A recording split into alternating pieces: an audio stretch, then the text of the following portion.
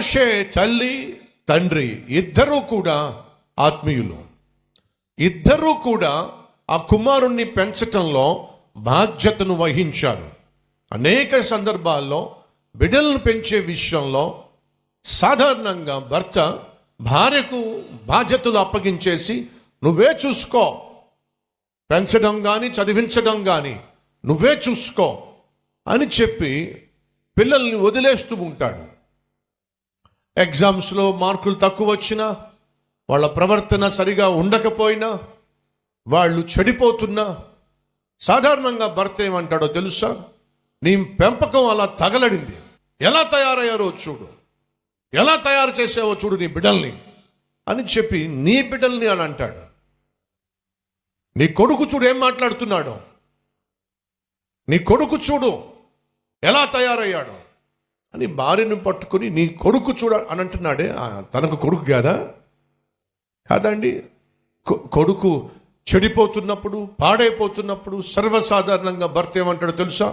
నీ కొడుకు, నీ కూతురు. అదే కొడుకు ప్రయోజకుడైతే, అదే కొడుకు ఉన్నత విద్యను అభ్యసిస్తే, మంచి మార్కులు సంపాదిస్తే, నా కొడుకు మంచి పద్ధతి కాదు.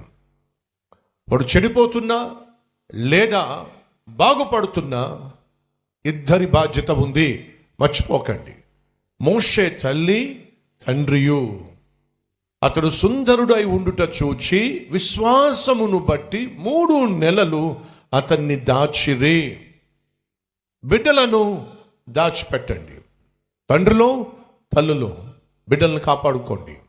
చిరు ప్రాయంలో వారి చుట్టూ ప్రార్థన కంచె వేసి ఇంటిలో ఆత్మీయతను పెంచకపోతే, మొక్కగా ఉన్నప్పుడే వారిని మోకాళ్ళ మీద వంచకపోతే, వాళ్ళు మ్రానుగా మారినప్పుడు నీ మాట వినే ప్రసక్తి లేనే లేదు. చిన్నప్పటి నుండి వారిని ప్రార్థనతోనూ వాక్యముతోనూ ప్రేమతోనూ పెంచడము అది అత్యవసరము. 3 విషయాలు మర్చిపోకండి. పిల్లల్ని పెంచే విషయం కావచ్చు, మీరు పెరిగే విషయం కావచ్చు. 3 విషయాలు. నెంబర్ 1 ప్రేమతో పెంచండి. నెంబర్ 2 ప్రార్థనతో పెంచండి. నెంబర్ 3 పరిశుద్ధతతో పెంచండి. మర్చిపోతారు ఈ 3. మొదటిగా ప్రేమతో పెంచండి, రెండోదిగా ప్రార్థనతో పెంచండి, మూడోదిగా పరిశుద్ధతతో పెంచండి. మీరు పరిశుద్ధంగా ఉండండి, బిడ్డలను పరిశుద్ధంగా పెంచండి. ఆ కుటుంబము దేవుణ్ణి మహిమపరిచే కుటుంబముగా వర్ధిల్లుతుంది.